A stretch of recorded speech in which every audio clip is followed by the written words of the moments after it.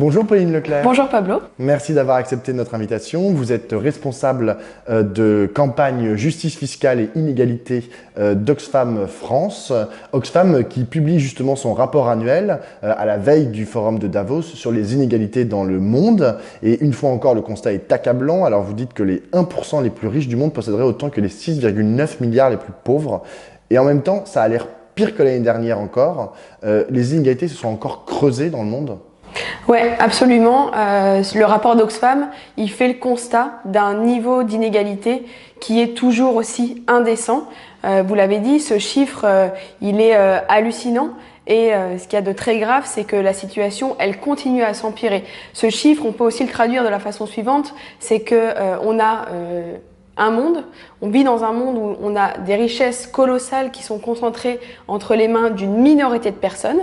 Et en même temps, on a la moitié de la population dans le monde qui vit avec, près de la moitié de la population, qui vit avec moins de 5,5 $ par jour.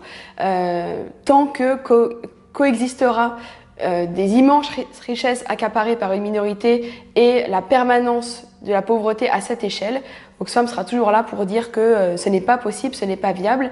Et ce qu'on montre avec ce rapport, ce qu'on veut dire, c'est que ces inégalités, il n'y a rien de naturel en fait à tout ça. C'est vraiment le résultat de choix politiques, des choix politiques qui contribuent pour le moment à perpétuer ce système économique injuste et sexiste. Parce que la particularité dans ce rapport, on a décidé cette année de mettre en lumière une des inégalités les plus universelles et les plus structurantes dans le monde, c'est les inégalités entre les femmes et les hommes. Les femmes sont les premières perdantes, les grandes perdantes de ce système économique injuste. On va y revenir, mais d'abord, je voudrais revenir sur la tendance en fait à l'accroissement des inégalités que vous pointez chaque année. Est-ce qu'il y a des raisons de croire que cette tendance pourrait un jour s'inverser, ou bien les inégalités vont ne faire que s'accroître en fait? Est-ce que c'est possible qu'elles s'accroissent encore et qu'elles s'accroissent encore pendant 10 ans, pendant 50 ans, pendant 100 ans? Ce qui est sûr, c'est qu'elles continueront à s'accroître si on ne prend pas des mesures politiques pour y faire face. Pour le moment, les politiques, les gouvernements dans le monde entier font tout l'inverse de ce qu'il faudrait faire. Oxfam répète depuis des années qu'il y a des solutions. C'est une question de choix politique. Une autre économie est possible. Alors justement, c'est quoi les solutions que vous pourriez préconiser? La lutte contre l'évasion fiscale, taxer plus? En fait, le levier principal, c'est l'impôt, c'est la fiscalité. En fait, l'impôt, ça fait des années qu'il est détourné de son objectif numéro 1, qui est la redistribution des richesses, le partage des richesses. Il y a urgence à ce qu'on ait une fiscalité qui taxe de nouveau et davantage les ultra riches, les plus aisés dans le monde. Et il se trouve qu'il y a un phénomène depuis 30 ans partout dans le monde. On ne fait que réduire la fiscalité des très riches.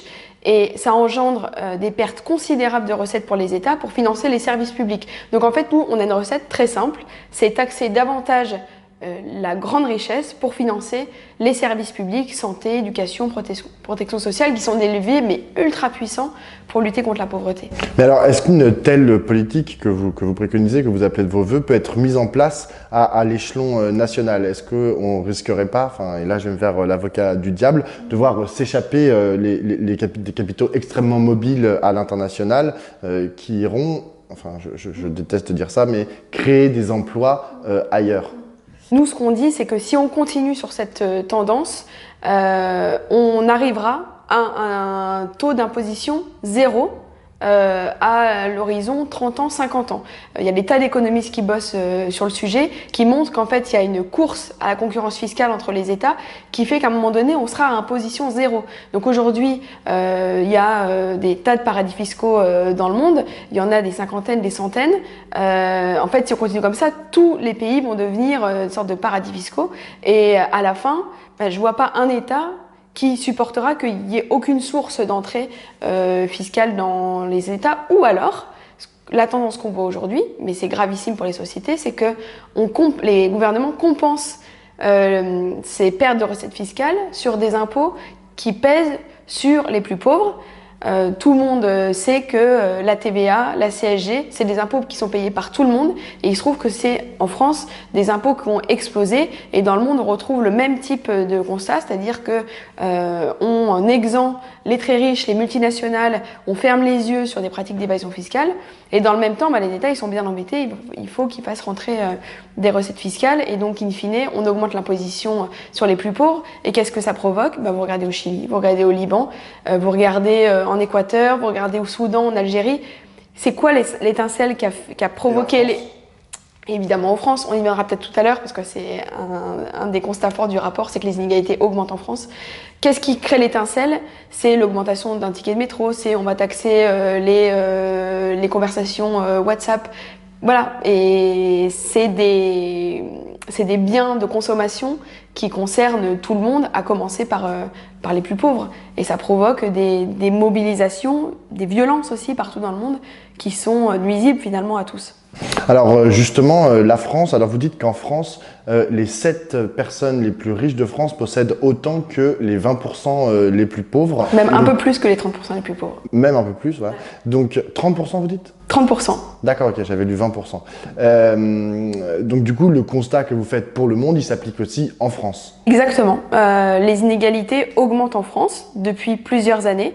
Et en particulier depuis 2018, enfin c'est l'INSEE, alors pour le coup il n'y a pas que Oxfam qui en parle, l'INSEE en septembre dernier a montré que depuis 2018 les inégalités sont reparties à la hausse en France et plus grave encore, ou bien c'est une conséquence, la pauvreté également est repartie à la hausse en France. On a plus 400 000 personnes qui sont tombées dans la pauvreté en France depuis 2018. En termes de progression, on avait fait ce calcul-là l'année dernière dans notre rapport. C'était pas 7 milliardaires qui possédaient plus que 30%, c'était 8 milliardaires. Donc on voit que la concentration est à l'œuvre. Ce qui est intéressant, ce qui est affolant, on réalise pas à quel point la France est une exception dans le monde. Je sais pas si vous savez que les milliardaires français, ce sont les milliardaires dans le monde qui, l'année dernière, ont engrangé le plus de richesses. C'est-à-dire qu'ils ont fait mieux que les milliardaires chinois, mieux que les milliardaires américains. Enfin, c'est édifiant. Et nous, on pointe le fait qu'on n'est pas contre la richesse, en fait. On dit à partir du moment où persiste de la pauvreté, persiste le phénomène des travailleurs pauvres, et au premier rang desquels des travailleuses pauvres, en fait, ça ne sera pas admissible. Et on est obligé de faire la corrélation avec les décisions politiques qui sont à l'œuvre depuis ces dernières années. Et une des clés d'explication de l'augmentation des inégalités en France, c'est la politique fiscale mise en œuvre depuis septembre 2017, depuis l'arrivée d'Emmanuel Macron au pouvoir et son gouvernement, qui a réduit de façon considérable la participation des très riches à l'effort national, et des décisions comme la suppression de l'ISF, qui est loin d'être qu'un symbole, la mise en place d'une flat tax, donc là on plafonne l'imposition sur le capital. Ces mesures-là, ce sont des cadeaux fiscaux qui ont été captés de manière disproportionnée par les 1% les plus riches, voire les 0,1% les plus riches. Il y a des tas de rapports, d'études qui le disent maintenant, et qui montrent aussi que ceux qui sont tout en bas, à la base, les 10% les plus pauvres en France, ce sont les seuls qui n'ont pas vu leur pouvoir d'achat augmenter depuis 3 ans.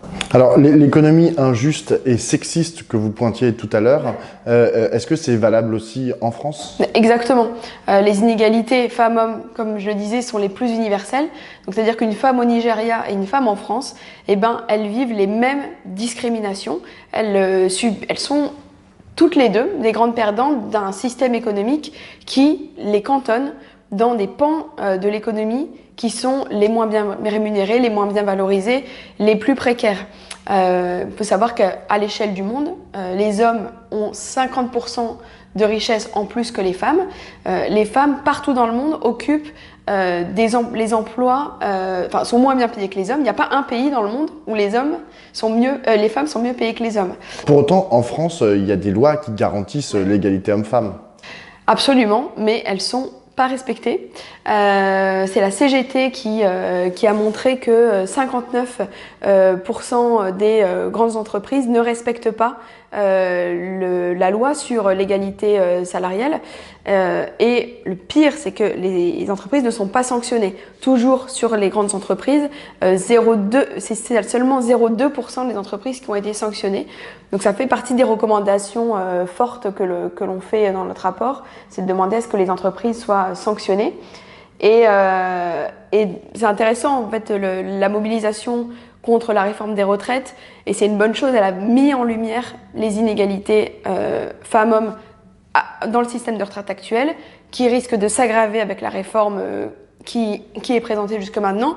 Pourquoi? Parce que les retraites, c'est un miroir grossissant des inégalités entre les femmes et les hommes. Donc à partir du moment où, en France, on a un problème avec les femmes qu'on cantonne dans des secteurs d'activité les moins bien rémunérés et qui subissent plus de précarité, plus de temps partiel, plus de carrière hachée, ben en fait, on va retrouver les mêmes inégalités. Et quand on a une réforme qui dit allongeant la durée de cotisation pour avoir une retraite à taux plein, ben en fait, les femmes qui ont malheureusement des carrières les plus hachées, et ben c'est les premières pénalisées. Donc nous, on demande de revenir sur le principe de cotiser tout au long de la vie, enfin de prendre en compte la carrière tout au long de la vie, mais les 10 meilleures années, voire pour les femmes, si on tient compte des particularités professionnelles, des discriminations qui sont à l'œuvre, 7 ou 8 ans en fait, 7 ou 8 meilleures années. Votre rapport, vous croyez qu'il est lu par nos gouvernants, par notre exécutif, par les députés de la majorité? On l'espère en tout cas. Tout l'idée, c'est que, vous l'avez dit, on sort ce rapport la veille du forum de Davos, qui s'ouvre donc aujourd'hui au moment où on se parle. Forum de Davos a réuni l'élite politique et économique qui sont responsables de la situation dans laquelle on est aujourd'hui, mais c'est eux aussi qui ont les solutions entre les mains, puisque on peut inverser la tendance par des choix, des décisions politiques. Est-ce qu'on espère qu'ils vont nous lire?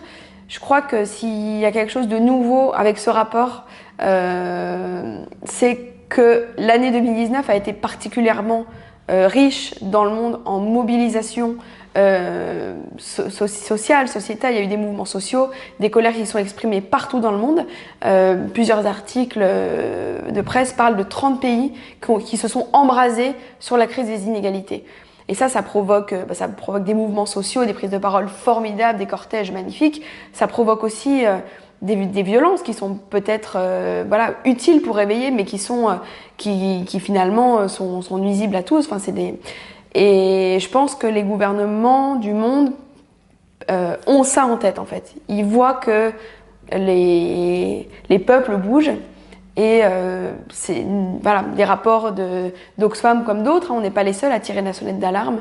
On espère que cette année, il y aura un déclic, et en tout cas qui fera que les élites qui nous gouvernent ne soient plus à contre-courant des pouvoirs citoyens qui s'expriment partout dans le monde. Est-ce que vous diriez que lorsque la gauche est au pouvoir, parce qu'aujourd'hui on est plutôt dirigé par un gouvernement de droite, mais est-ce que lorsque la gauche est au pouvoir, par exemple, mais même dans d'autres pays, par exemple en Grèce, au Brésil ou au Portugal, est-ce que vous diriez que les inégalités auraient tendance à baisser, ou est-ce que c'est du pareil au même, les inégalités ne font qu'augmenter, peu importe la couleur du gouvernement? En fait, il ne s'agit pas de droite et de gauche. En fait, je pense que la question de la lutte contre les inégalités, c'est pas la propriété, ou ça peut partir d'un programme qui est plus de droite, plus de gauche. Si on rentre dans cette dualité, en fait, on va pas s'en sortir, parce qu'en fait, c'est collectivement dans le monde entier qu'il faut avancer. Donc, on peut s'inspirer de bonnes mesures chez les uns, chez les autres. Par exemple, en Espagne, récemment, il y a eu l'allongement du congé paternité, qui fait partie des recommandations qu'on préconise pour lutter contre les discriminations de genre dans les entreprises. Alors, en l'espèce, le gouvernement est plutôt de gauche en Espagne. Oui, voilà, tout à fait. Donc, pour l'instant, voilà, on peut avoir des inspirations de ce côté-là. Il y a aussi des gouvernements dans le monde, et je ne sais pas, par exemple, si le Sierra Leone, l'Indonésie, la Corée du Sud, j'ai pas idée de quelle couleur politique est le gouvernement. Par contre, je peux vous dire que c'est 3 pays qui ont mis en place un salaire minimum et qui ont mis en place la santé gratuite universelle. Et j'irai voir à la fin de l'interview si c'est des gouvernements de droite ou de gauche, mais c'est important si on veut avancer de pas rentrer dans... Enfin, en tout cas, c'est pas le rôle d'Oxfam. Mais on souhaite que toutes les familles politiques s'emparent de cette question. Comme l'écologie. Voilà.